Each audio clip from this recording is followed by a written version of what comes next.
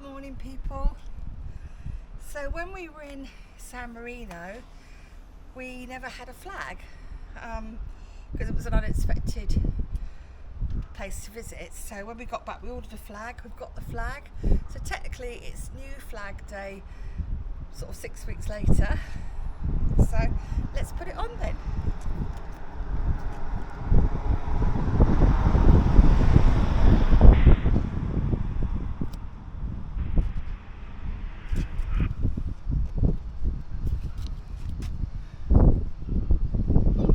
San Marino.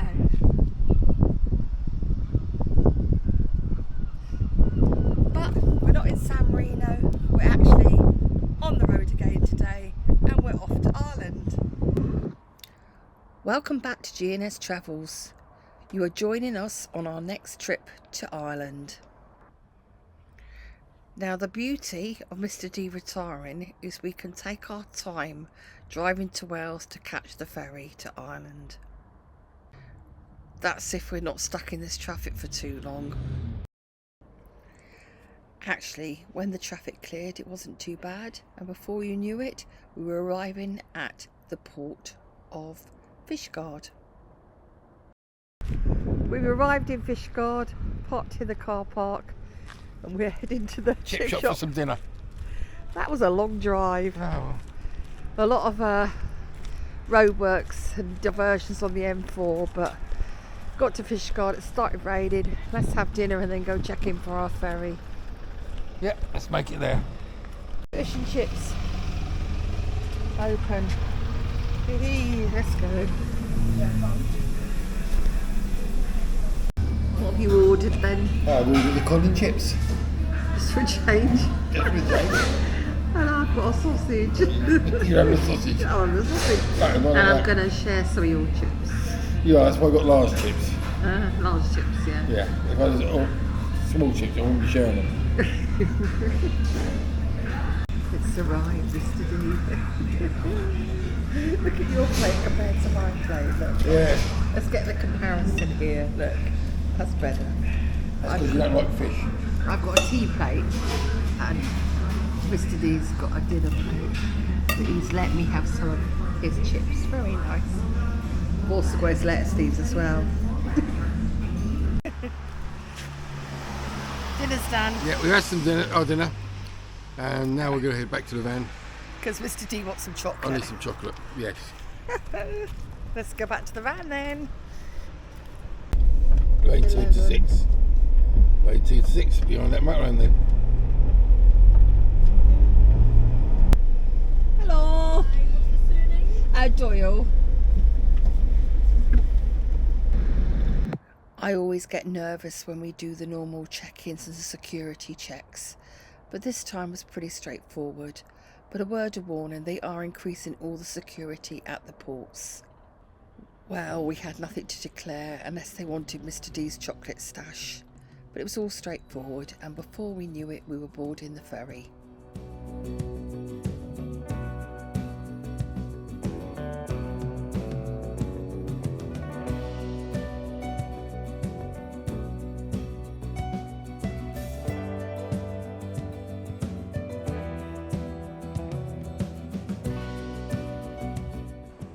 Uh-oh, looks like Ireland have increased their security. Never normally had this on arrival. All was good and they let us in, and it was breaking dawn as we arrived at our brother's house. Right, cameras down, we'll pick you up in a few days, folks. Well, it's time to leave Wexford and go on a mini adventure. We were heading towards a village called St Mullins.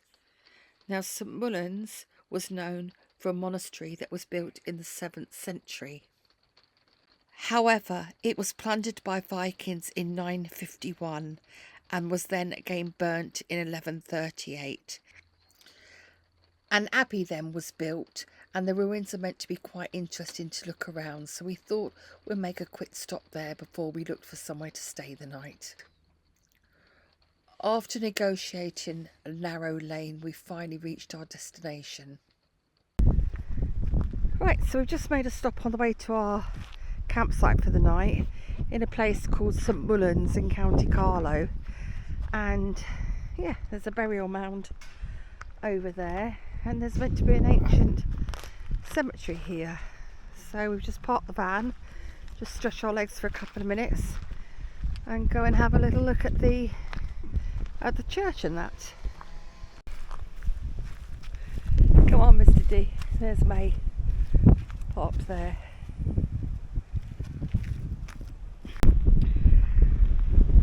This is St Mullins Monastery, and this site was founded by St Mullen, bracket St Mullen, buried here in 697. This site's been a place of pilgrimage since the Middle Ages. Oh, it's very old, Mr. Doyle. It is. Let's go and have a little looky.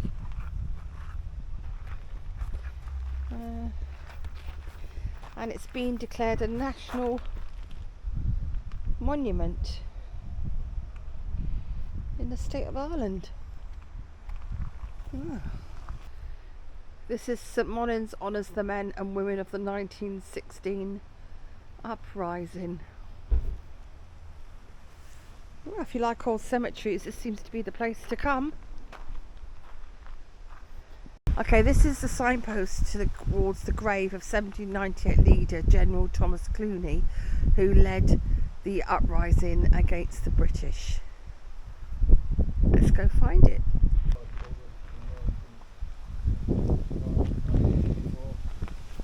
Mr. D has found the General's grave. He was 24 when he led the charge on the 3-bullet gate in 1798. So this is all that's left of the round tower here. We then wandered around the rest of the ruins, searching out the 9th century high cross, which was meant to be outside the remains of the abbey.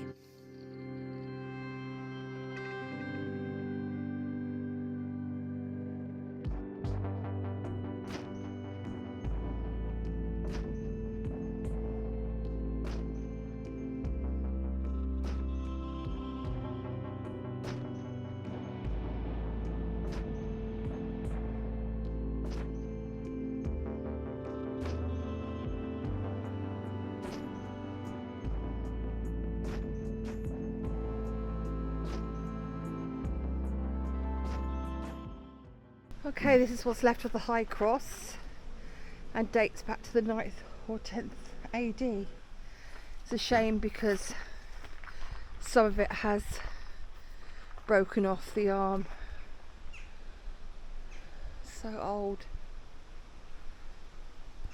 So I thought this was a prison cell, but Mr. D said this is where they slept. Yeah, we slept. I think it's monks, because this was a monastery. So this was St James would have been a monk, and that's where he set their bedroom. And we're back out into the main cemetery where we started from. What a peaceful setting this is.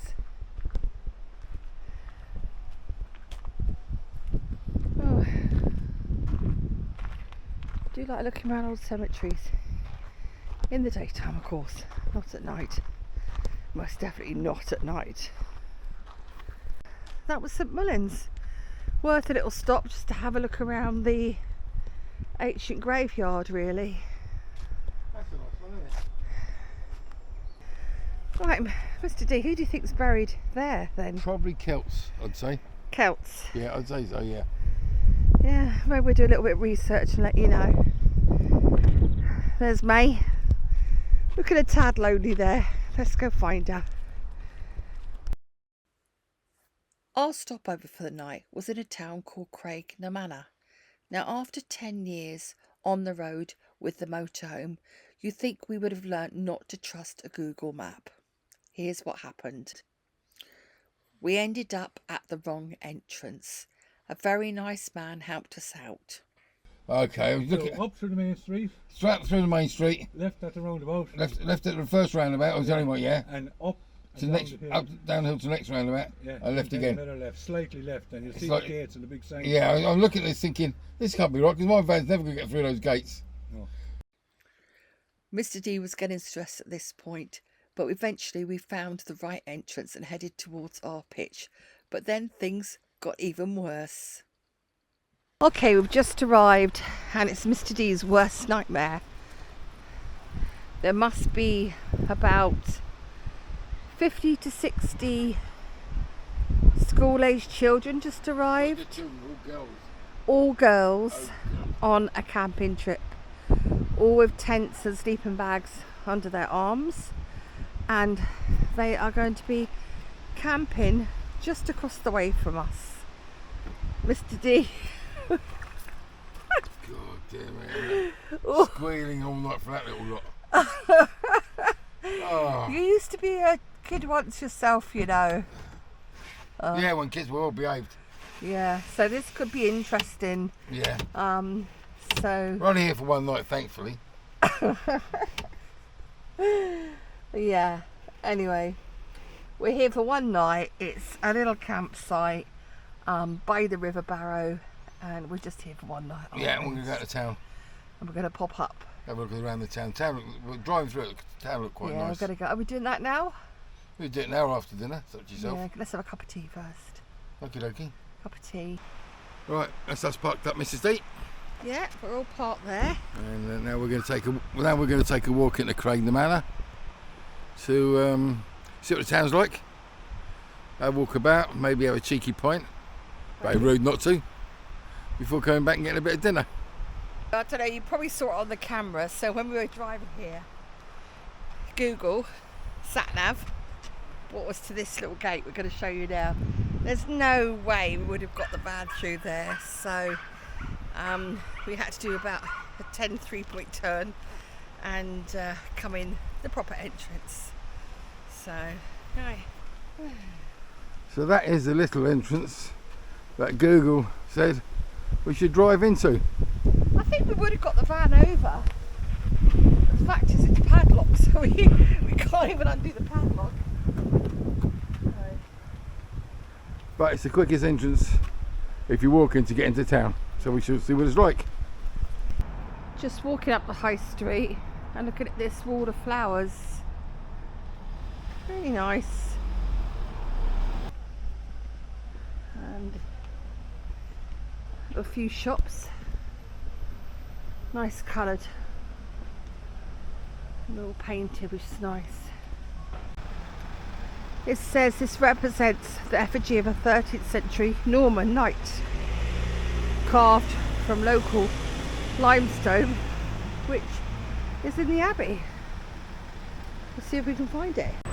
So this is one of 12 monks in this town, and they originate because here is called Dusk Abbey, which was built in 1204, I think it was.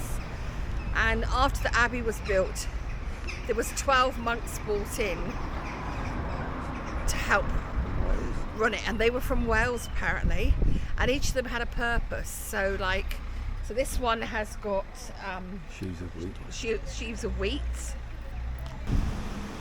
So here's number 2. He looks like a scholar. He's got some rolls of paper here and he's holding a book. So this is number 3